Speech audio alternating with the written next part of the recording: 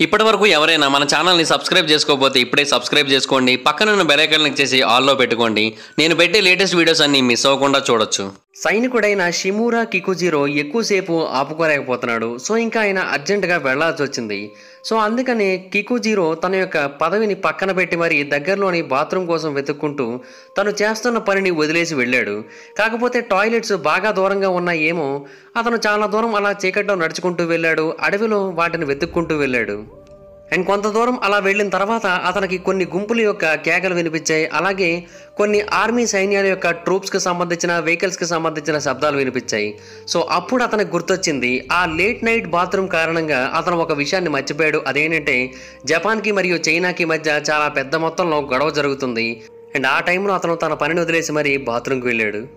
అయితే ఎలాగ వచ్చాను కదా అన్న ఉద్దేశంతో చైనా సైన్యానికి కనబడకుండా ఎలాగైనా సరే తన పని పూర్తి చేసుకుందామని మెల్లిగా బాత్రూమ్ సైడ్ వెళ్ళిపోయాడు. అండ్ ఆ తర్వాత ఇతని సైన్యానికి ఇతను కొద్దిసేపు కనిపించలేదు. ఆ తర్వాత ఏం జరిగిందో కికుజిరోకి తెలియదు. కానీ కొద్దిసేపటి తర్వాత జాపనీస్ సోల్జర్స్ చైనా వాళ్ళ మీద మార్కోపోలో బ్రిడ్జ్ మీదుగా వెళుతూ యుద్ధం చేయడాన్ని గమనించాడు. అండ్ ఆబ్వియస్లీ చైనా వాళ్ళు కూడా మేము తగ్గమన్నట్టుగా యుద్ధాన్ని మొదలుపెట్టారు. తుపాకీలతో బుల్లెట్లను పేల్చారు అండ్ యుద్ధం మొదలైపోయింది. నిజానికి జపాన్ గ్రూపు అప్పట్లో చాలా అంటే చాలా పెద్దగా ఉండేది. అలాగే వాళ్ళు చాలా అగ్రెసివ్గా ఉండేవారు. ఎప్పుడెప్పుడు చైనా మీద దాడి చేద్దామా అన్నట్టుగా ఉండేవారు. మార్కోపోలో బ్రిడ్జ్ని ఎప్పుడెప్పుడు దాటుదామా అన్నట్టుగా చూసేవారు. ఈ మార్కోపోలో బ్రిడ్జ్ అనేది సిటీ ఆఫ్ వాన్పింగ్ యొక్క ఎడ్జ్ భాగంలో ఉంటుంది. ఆ బ్రిడ్జిని దాటినట్టయితే ఇంకా ఆ నగరంలోకి వెళ్ళిపోవడమే. అండ్ ఇది చైనా యొక్క రాజధాని అయిన బీజింగ్కి చాలా దగ్గరలో ఉండే నగరం. సో అందుకని చైనా వాళ్ళు ఎక్కువగా ఈ ప్రాంతంలో గస్తీ కాస్తూ ఉంటారు. అండ్ ఎవరైనా సరే ఆ ప్రాంతంలో కనుక వచ్చినట్టయితే అది యుద్ధానికి సంకేతం అన్నట్టుగానే వాళ్ళు సిద్ధంగా ఉంటారు. అయితే జపాన్ వాళ్ళు ఎప్పుడు కూడా ఆ ప్రాంతంలో అంటే ఈ మార్కోపోలో బ్రిడ్జ్కి యువతల వైపున ట్రైనింగ్ డ్రిల్స్ ఎక్కువగా చేస్తూ ఉంటారు. ఆ రోజు కూడా అలాగే ఒక ట్రైనింగ్ డ్రిల్ చేపట్టారు. కొన్ని గంటలు గడిచాయి. కికుజిరోకి అర్జెంటుగా వాష్రూమ్కి వెళ్లాల్సి వచ్చింది. ఆయన తన యొక్క కమాండర్కి ఏమీ చెప్పకుండానే వాష్రూమ్కి వెళ్ళిపోయాడు. ఆ తర్వాత మళ్ళీ తిరిగి వెనక్కి వచ్చి చూసేసరికి జపాన్ మరియు చైనాల మధ్య పరిస్థితి చాలా వరస్ట్గా తయారైంది. అతను వెనక్కి తిరిగి వచ్చిన తర్వాత కమాండర్ ఏమైంది నీకు అని అడిగితే నేను వాష్రూమ్కి వెళ్ళాను, ఆపుకోలేకపోయానని చెప్పాడు. అవునా, నువ్వు బాత్రూమ్కి వెళ్ళావా? నువ్వు కనిపించకపోయేసరికి నిన్ను వాళ్ళే ఎత్తుకుని వెళ్ళిపోయారేమో, వాళ్ళ సైడ్ నిన్ను బంధించారేమో అనుకొని మేము ఆ నగరం మొత్తాన్ని కూడా పరిశీలించాలని వాళ్ళని అడిగాము. అండ్ వాళ్ళు నో చెప్పారు. సో దానికి రెస్పాన్స్గా మేము వాళ్ళ మీద యుద్ధాన్ని ప్రకటించామని తెలియజేశారు. అండ్ ప్రస్తుతానికి వాన్పింగ్ యొక్క మేయర్ మనతో మాట్లాడడానికి శాంతి చర్చల కోసం వస్తున్నాడు. బట్ నువ్వు వాళ్ళకి ఎవరికి కూడా కనిపించకు, కొద్దిసేపు దాక్కో, నువ్వు మళ్ళీ తిరిగి వచ్చేసావు, నువ్వు సేఫ్గానే ఉన్నావని కనుక వాళ్ళకి తెలిసినట్టయితే అప్పుడు మిస్టేక్ మందని తెలుస్తుంది. అలా తెలియకూడదు, నువ్వు ఎక్కడైనా దాక్కో అని చెప్పి అతన్ని కంప్లీట్గా దాచేశారు. హాయ్ ఫ్రెండ్స్, మీరు ఎప్పుడైనా సరే 5,000 రూపాయల ప్రోడక్ట్ 250 రూపాయలకి రావడానికి గమనించారా? లేదు కదా. కానీ అమెజాన్, ఫ్లిప్కార్ట్ లాంటి కంపెనీస్ ఏం చేస్తూ ఉంటాయంటే కొన్ని గోల్డెన్ హవర్స్ టైంలో మెగా డీల్స్ ఇస్తూ ఉంటాయి. ఆ డీల్స్ టైంలో ఒక్కొక్క ప్రోడక్ట్ మీద 90% నుంచి 95% వరకు డిస్కౌంట్ అయితే ఉంటుంది. అయితే ఈ డీల్స్ కోసం మీరు కాన్స్టెంట్గా ఆ యాప్స్ చెక్ చేస్తూ ఉండలేదు కదా. కానీ మీకోసం నేను వాటన్నిటిని కూడా కాన్స్టెంట్గా చెక్ చేస్తూ ఉంటాను. అండ్ దాంట్లో ఎప్పుడు ఏ డీల్ పెట్టినా కూడా ఇమీడియట్గా మీకు ఆ ప్రోడక్ట్ని అయితే షేర్ చేస్తాను. మీరు ఇమీడియట్గా ఆ ప్రోడక్ట్ని పర్చేస్ చేయొచ్చు దాని నుంచే. అండ్ అంతేకాదు కొన్ని ఎక్స్ట్రాడినరీ ప్రొడక్ట్స్ ఉంటాయి, వాటిని మీరు బయట ఎక్కడ కూడా చూడరు. వాటి గురించి కూడా నేను మీకు షేర్ చేస్తాను. మీరు సింపుల్గా చేయాల్సింది ఒకటే, కింద డిస్క్రిప్షన్లో మన టెలిగ్రామ్ ఛానల్ లింక్, మన వాట్సాప్ ఛానల్ లింక్, మన ఇన్స్టా బ్రాడ్కాస్ట్ ఛానల్ లింక్ ఉంటాయి. వీటిలో మీరు ఏ యాప్ ఎక్కువగా వాడతారో ఆ యాప్కి సంబంధించిన లింక్ మీద క్లిక్ చేసి ఆ యాప్లో ఉన్న మన ఛానల్ని ఫాలో అవ్వండి. దాంట్లో రెగ్యులర్గా చాలా ప్రొడక్ట్స్ అయితే మీకు అప్డేట్ అవుతూ ఉంటాయి. అండ్ ఆ ప్రొడక్ట్స్లో మీకు ఏది నచ్చినట్టయితే దాన్ని మీరు కొనుగోలు చేయొచ్చు వెంటనే. సో డిస్క్రిప్షన్లో లింక్స్ ఉన్నాయి, వెంటనే ఫాలో అవ్వండి. కికుజిరో తన యొక్క కమాండింగ్ ఆఫీసర్ చెప్పిన దాని ప్రకారం ఆ ప్రాంతాన్ని వదిలేసి వేరొక చోట దాక్కున్నాడు. అయితే అతనికి అర్థం కాని విషయం ఏంటంటే, నేను బాత్రూమ్కి వెళితే నా కారణంగా యుద్ధం స్టార్ట్ అయిపోయిందా? నా బాత్రూమ్ ఒక యుద్ధానికి దారి తీసిందంటే అది ఎంత దారుణమైన సిచ్యువేషన్ అని బాధపడుతూ సీక్రెట్గా దాక్కున్నాడు. అయితే అతను అనుకున్నది కొంతవరకు నిజమే. కానీ ఆ ఒక్క బాత్రూమ్ ఇన్సిడెంట్ మాత్రమే యుద్ధానికి కారణం కాలేదు. అంతకుముందు చాలా ఇన్సిడెంట్స్ జరిగాయి, దానివల్ల కూడా యుద్ధం అనేది వచ్చింది. బట్ ఆ యుద్ధం ఫైనల్గా ఒక స్టేజ్ దగ్గరకు వచ్చి ఆగింది. అలా ఆగిన చోట నుంచి యుద్ధం వరకు తీసుకొని వెళ్ళింది మాత్రం ఇతని బాత్రూమ్ ఇన్సిడెంటే. ఆ రోజు అక్కడ మొదలైన సెకండ్ సైనో జాపనీస్ వారు సుమారుగా కొన్ని మిలియన్ల మంది ప్రాణాలు కోల్పోవడానికి కారణమైంది. సో అతని బాత్రూమ్ దీనికి ఎలా కారణమో మనం తెలుసుకోవాలంటే దానికి ముందు జరిగిన సంఘటనల గురించి మనం తెలుసుకోవాల్సి ఉంటుంది. జపాన్కి మరియు చైనాకి మధ్యలో 20వ శతాబ్దం మొదటి నుంచే అసలు ఏమాత్రం పడట్లేదు. అండ్ 1894లో జపాను చైనా మీద దాడి చేసి చైనాలో కొంత భాగాన్ని ఆక్యుపై చేసింది. అండ్ ఆ టైంలోనే మొట్టమొదటి సైనో జపనీస్ వార్ జరిగింది. కోర్స్ ఇదంతా ఎక్కువ కాలం పాటు ఏం జరగలేదు, కేవలం ఒక ఏడాది పాటు మాత్రమే జరిగింది. కానీ ఆ ఏడాదిలోనే చైనాలోని పెద్ద భాగాన్ని జపాన్ ఆక్యుపై చేసేసుకుంది. అండ్ అప్పటి నుంచి ఆ ప్రాంతంలో టెన్షన్స్ విపరీతంగా పెరిగిపోయాయి. అండ్ ఆ రోజు రాత్రి కికుజురో బాత్రూమ్కి వెళ్ళడం వలన ఆ టెన్షన్స్కి నిప్పురవ్వను వెలిగించినట్టుగా అయింది. కానీ దీనికి సంబంధించిన ముఖ్యమైన సంఘటన మాత్రం 1931లో జరిగింది. అంటే జపాన్ వాళ్ళు మంచూరియా అనే ప్రాంతాన్ని పూర్తిగా తమ యొక్క ఆధీనంలో తీసుకున్న తర్వాత అక్కడ ఒక గవర్నమెంట్ని ఏర్పాటు చేశారు. అండ్ ఈ జపనీస్ టెరిటరీని అప్పటి కాలం నాటి కింగ్ డైనస్టీ ఎంపరర్ ఒక వ్యక్తి రూల్ చేసేవారు. అండ్ జపాన్ ఈస్ట్ ఏషియాలో చాలా అంటే చాలా పెద్ద ఫోర్స్గా మారిపోయింది. అండ్ అప్పట్లో జపాన్ని ఢీ కొట్టే వాళ్లే లేరన్నట్టుగా ఉండేది. అండ్ ఇన్ఫ్యాక్ట్ నార్థన్ చైనాలో ఎన్నో రకాల రా మెటీరియల్స్ ఉండేవి. వాటన్నిటిని కూడా వీళ్ళ యొక్క ఇండస్ట్రియల్ ప్రొడక్టివిటీ కోసం లాక్కునేవారు. అండ్ చైనా కూడా ఏం చేయలేకపోయేది, ఎందుకంటే అప్పట్లో చైనా చాలా బలహీనంగా ఉండేది. జపాన్ వాళ్ళ యొక్క ఆలోచన ఏంటంటే చైనాని కనుక పూర్తిగా తమ యొక్క ఆధీనంలో తెచ్చుకోగలిగినట్టయితే ఇంకా ఏషియా మొత్తం మీద తమ డామినేషన్ ఉంటుందని అయితే వాళ్ళు అభిప్రాయపడ్డారు. కానీ చైనా కూడా కొంతవరకు ప్రతిఘటించింది. అండ్ జపాన్ వాళ్ళ యొక్క మెయిన్ టార్గెట్ ఏంటంటే అమెరికాని ఢీకొనడం. అలా ఢీకొనాలి అంటే చైనా యొక్క రీసోర్సెస్ తమకు అవసరమని అయితే వాళ్ళు అభిప్రాయపడ్డారు. అండ్ ఇన్ఫ్యాక్ట్ ఇలాగా జపాన్ చైనా మీద దాడి చేయడం, చైనాను ఆక్రమించుకోవాలని చూడడం ఇదంతా కూడా తప్పని లీగ్ ఆఫ్ నేషన్స్ వాళ్ళు కూడా వ్యతిరేకించారు. ఇది కరెక్ట్ కాదని చెప్పడానికి ట్రై చేశారు, శాంతిని నెలకొల్పడానికి ట్రై చేశారు. కానీ జపాన్ మాత్రం దానికి ఏమాత్రం ఇష్టపడలేదు. మరొక పక్క చైనా కూడా కొత్తగా జపాన్ వాళ్ళు ఫామ్ చేసిన గవర్నమెంట్ కింద యాక్సెప్ట్ చేయడానికి ఇష్టపడలేదు. అండ్ ఆ స్టేట్ని స్టేట్గా యాక్సెప్ట్ చేయడానికి ఇష్టపడలేదు. ఎందుకంటే ఆ ప్రాంతం మొత్తాన్ని కూడా వాళ్ళు చైనా నుంచే లాగేసుకున్నారు కాబట్టి ఆబ్వియస్లీ వాళ్ళైతే యాక్సెప్ట్ చేయరు. బట్ గొడవలు బాగా పెరుగుతున్నాయనే ఉద్దేశంతో 1993న ఈ రెండు దేశాల మధ్య ఒక పీస్ ట్రీటీని ఏర్పాటు చేసుకున్నారు. దాని పేరు టంగు ట్రూస్. బట్ అయినప్పటికీ కూడా దాని మీద సంతకాలు అయితే చేశారు. కానీ రెండు దేశాల మధ్య టెన్షన్స్ ఇప్పటికీ అలాగే ఉన్నాయి.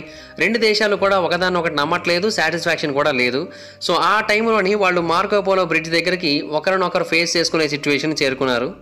1937 నుంచి జపాన్ వాళ్ళు చైనాలోని చాలా ప్రాంతాలలో మిలిటరీ డ్రిల్స్ని చేపట్టడం మొదలుపెట్టారు. అంటే ఎనీ టైం జపాన్ వాళ్ళు చైనా మీద దాడి చేసి చైనాని కంప్లీట్గా ఆక్యుపై చేసుకోవడానికి సిద్ధంగా ఉండడం కోసం ఈ డ్రిల్స్ని అయితే చేపట్టారు. కాకపోతే దీని కారణంగా చైనా వాళ్ళు కొంచెం అలర్ట్ అయ్యారు. వాళ్ళు కూడా వాళ్ళ యొక్క సైన్యాన్ని చాలా వరకు పెంచుకోవడానికి ట్రై చేశారు. అండ్ జపాన్ కొన్ని పర్టికులర్ ప్రాంతాలలో మిలిటరీ ఎక్సర్సైజ్ చేస్తూ ఉంది, అలా చేయకూడదని చెప్పారు. బట్ అయినప్పటికీ కూడా జపాన్ ఫెంగ్టై అనే ప్రాంతంలో మిలిటరీ ఎక్సర్సైజ్ని చేపడుతూ వచ్చింది.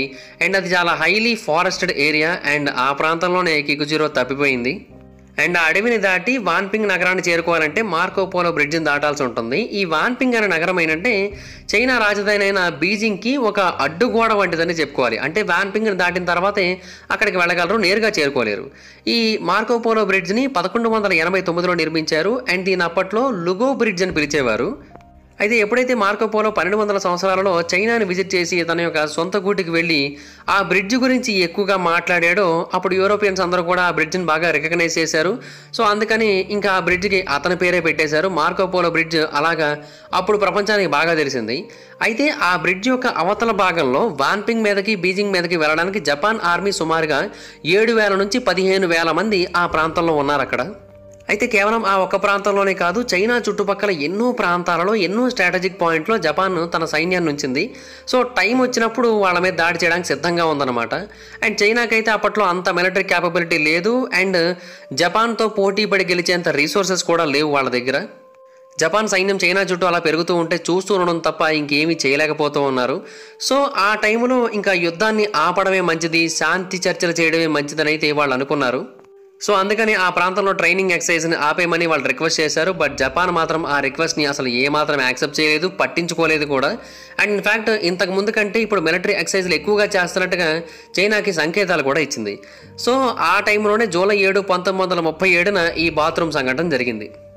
అండ్ అప్పుడు టైం సుమారుగా రాత్రి 11 గంటలు అవుతుంది. జపాన్ గ్రూప్లోని 7వ గ్రూపు ఒక మిలిటరీ ఎక్సర్సైజ్ అప్పటికప్పుడు చేయాల్సి వచ్చింది. అప్పటికప్పుడు సడన్గా వాళ్ళకి చెప్పడంతో ఇంక వేరే ఆప్షన్ లేక ఎటువంటి ప్రికాషన్స్ తీసుకోకుండా వాళ్ళు ఆ యొక్క మిలిటరీ ఎక్సర్సైజ్లో పార్టిసిపేట్ చేశారు. అండ్ చైనా వాళ్ళు ఆ మూవ్మెంట్ మొత్తాన్ని కూడా గమనించారు. మార్కో పోలో బ్రిడ్జ్ యొక్క అవతల భాగంలో కొన్ని వెహికల్స్, కొన్ని ట్రూప్స్ వచ్చి ఆగడాన్ని గమనించారు. అండ్ ఆ టైంలోనే కికుజిరో తన యొక్క వాష్రూమ్ని ఆపుకోలేకపోయాడు. అర్జెంటుగా వచ్చేసింది ఆయనకి. ఎయిదర్ టాయిలెటో మరి బాత్రూమో, అదైతే మాత్రం చరిత్ర పుస్తకాల్లో ఎక్కడా కూడా రాసి లేదు.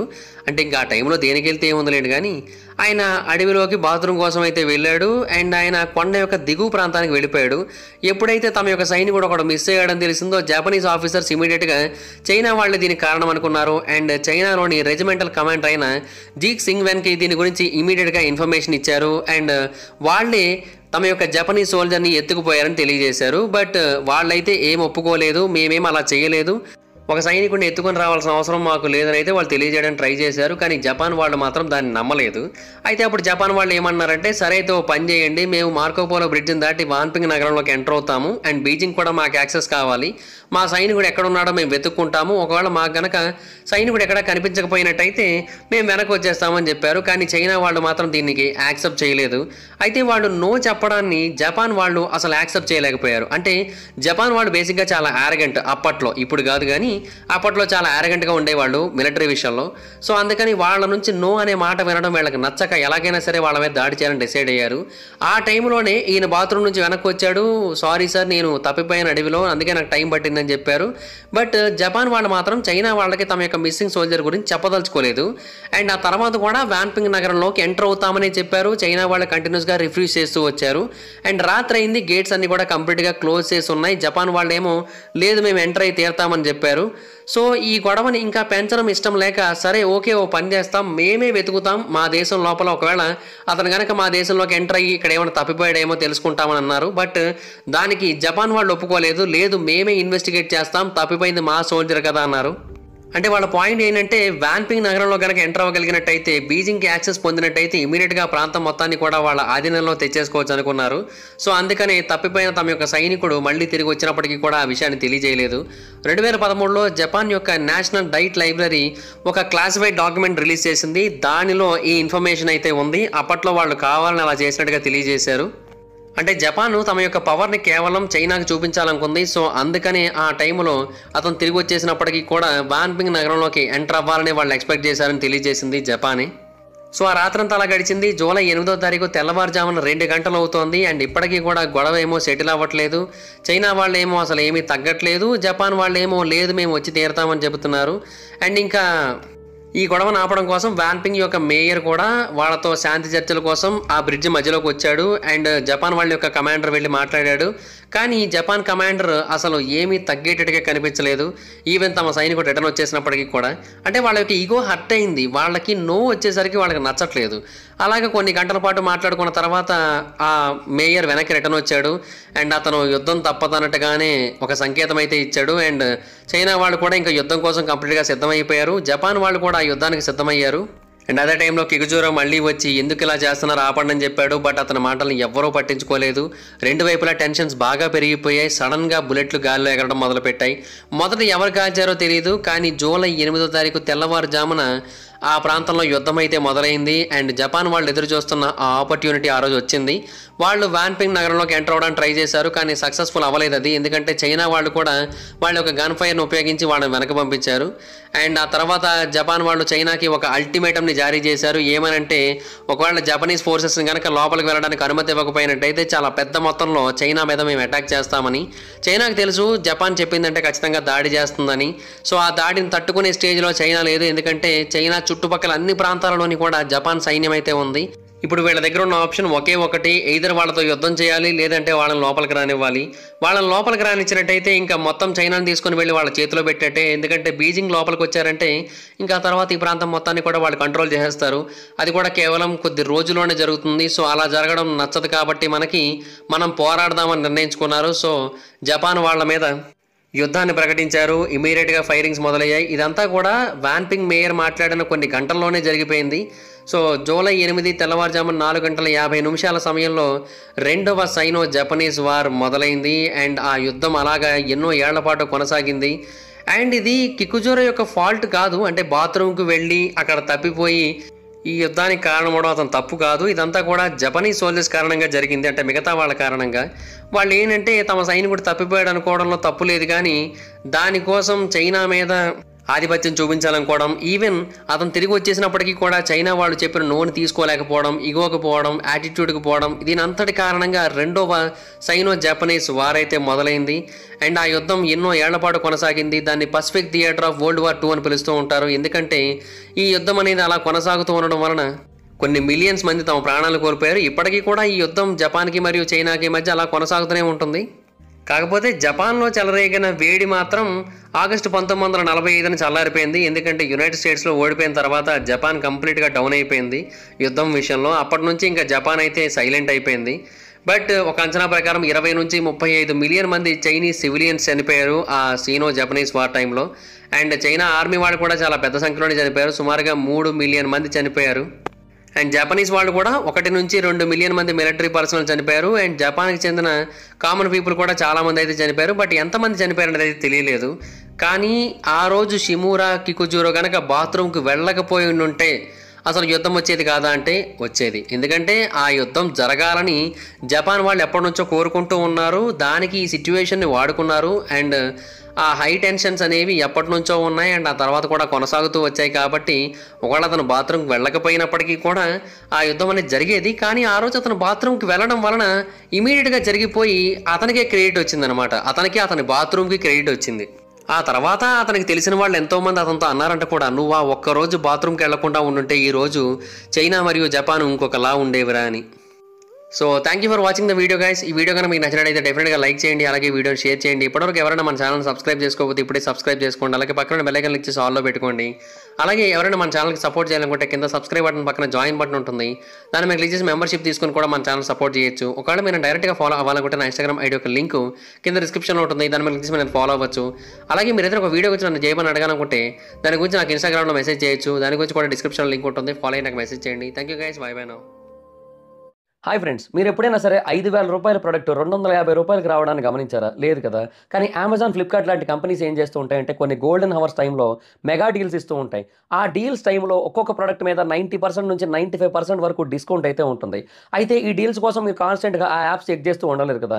కానీ మీకోసం నేను వాటన్నిటిని కూడా కాన్స్టెంట్గా చెక్ చేస్తూ ఉంటాను. అండ్ దాంట్లో ఎప్పుడు ఏ డీల్ పెట్టినా కూడా ఇమీడియట్గా మీకు ఆ ప్రోడక్ట్ని అయితే షేర్ చేస్తాను. మీరు ఇమీడియట్గా ఆ ప్రోడక్ట్ని పర్చేస్ చేయొచ్చు దాని నుంచే.